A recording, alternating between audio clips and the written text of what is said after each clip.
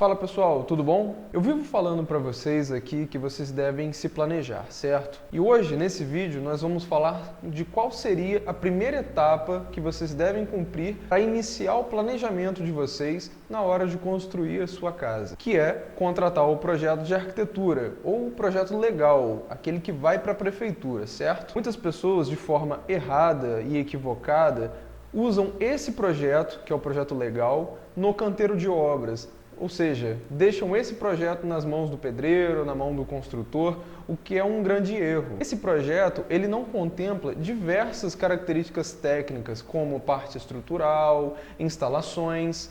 Por isso que esse projeto ele não deve ser usado no canteiro de obras. Futuramente eu vou fazer um outro vídeo explicando a diferença desses dois tipos de projeto para vocês entenderem melhor, tá legal? Mas hoje o meu objetivo é que vocês conheçam qual é, de fato, o primeiro passo que vocês devem dar no início do seu planejamento, que é o projeto de arquitetura legal. Bem, pessoal, vamos fazer de conta que vocês já foram procurar o seu arquiteto, você levou para ele onde fica o seu terreno, quais são as medidas, quais são as características daquele local, e o seu arquiteto já colheu todas as informações que ele precisava de você. Por exemplo, ele já montou o que nós chamamos de programa de necessidades, que é basicamente uma lista dos desejos do cliente, né? Quantos quartos ele vai querer, se ele vai querer área de lazer, se ele vai querer uma cozinha americana ou não, enfim. Vamos presumir que vocês já fizeram essa etapa. Então, a partir disso, o que o arquiteto vai desenvolver, como que ele vai elaborar esse projeto, essa residência para você? Em primeiro lugar, ele vai ter que estudar as possibilidades que o terreno tem. A disposição das ruas, calçada. Eu até deixei aqui de uma forma meio achurada o nome das ruas por conta da privacidade do meu cliente, para não dizer de fato onde que ele mora. Nível de exemplo, acho que fica legal para vocês. Então o arquiteto ele precisa se preocupar com esse símbolozinho aqui, ó, do norte. Esse Nzinho significa ali norte, ou norte magnético. A partir desse símbolo é que nós arquitetos conseguimos basear toda a orientação do terreno, como insolação, melhor ventilação. Por exemplo, você precisa colocar um ambiente que pegue mais sol durante a tarde, uma área de serviço, para você ter um local de estender roupa, por exemplo, ter um local de melhor ventilação, que seja um ambiente de longa permanência, enfim. A partir disso, nós arquitetos começamos a construir esse quebra-cabeça dentro do seu terreno. Em seguida, nós vamos colocar os afastamentos, tá? Todo código de obras, todo município possui aí os seus afastamentos laterais, de fundos, frontal. Eu não vou me deter aqui nos números porque eu não sei de onde você está me assistindo e pode ser que no seu município esses valores sejam completamente diferentes aqui da minha cidade. Então eu não vou falar os números para não confundir vocês, tá bom? Uma coisa que vocês devem prestar muita atenção também é que alguns condomínios fechados possuem afastamentos próprios. Existem valores de afastamentos diferentes do Código de Obras. Então cabe ao seu arquiteto alinhar todas essas informações para poder se enquadrar dentro ali da legislação e poder legalizar a sua residência, tá bom? Feito isso, o arquiteto sabe, nessa áreazinha achurada que vocês estão vendo, exatamente aonde ele pode trabalhar, aonde ele pode projetar. Então, em cima disso, nós começamos a fazer os chamados croquis, né? Que são desenhos à mão mesmo, onde nós estudamos quais são as melhores possibilidades, estudamos uma fachada, estudamos as alturas, né?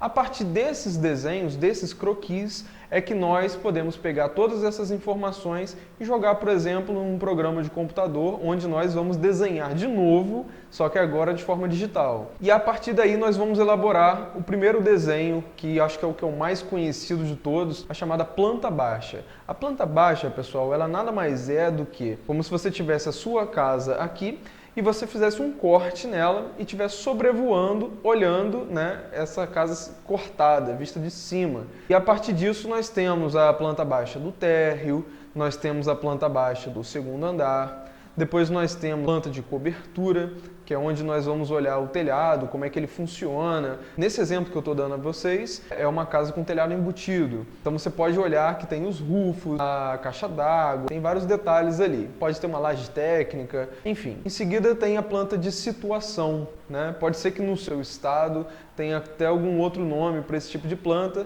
Aqui nós chamamos de planta de situação. Basicamente, é a sua casa sendo locada, né, dentro do seu terreno e você podendo ver esse desenho até uma esquina mais próxima, alguma coisa desse tipo. Em seguida nós vamos para os cortes. Corte basicamente, pessoal, é quando você tem a sua casa e você faz um corte, de fato, no meio dela, assim, em algum ponto onde você vai indicar na planta baixa, que você estivesse em pé, aqui olhando para esse corte, como mais ou menos nessa figura aqui ao lado. Então, pelos cortes, você vai focar em quê? Nas alturas, né? A altura do pé direito, se tem um mezanino, se tem um pé direito duplo, altura do barrilete, altura do telhado, enfim. As alturas são o foco principal dos cortes. Num projeto legal, geralmente as prefeituras, os municípios, eles exigem até 2 cortes, tá? Mas tem projetos que eu já participei, inclusive, que nós fizemos mais de 8 cortes para uma única residência. Por isso que às vezes eu digo que o valor de um projeto está na complexidade dele, e não na metragem quadrada, né? Dependendo do projeto que você está fazendo, pela complexidade você tem que fazer aí 8, 10 cortes que sejam. E outros que são mais simples, que você faz menos do que isso, tá? Nesse exemplo que eu vou dar para vocês, eu simplesmente fiz 2 cortes, o corte A e o corte B. Em seguida vem as fachadas, né? Mais uma vez, as prefeituras geralmente elas exigem ou uma fachada ou 2 fachadas, seja frontal e uma lateral.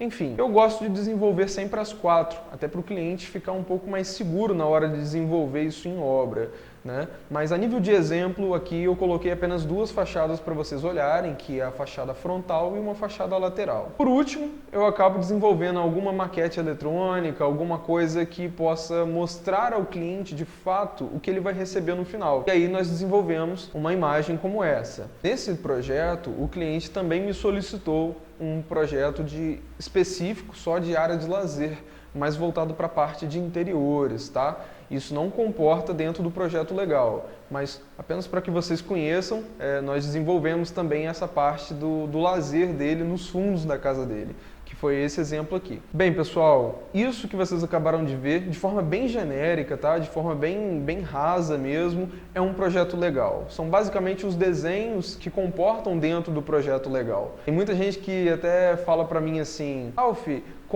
quanto tempo você leva para fazer uma planta? Quanto custa para fazer uma planta?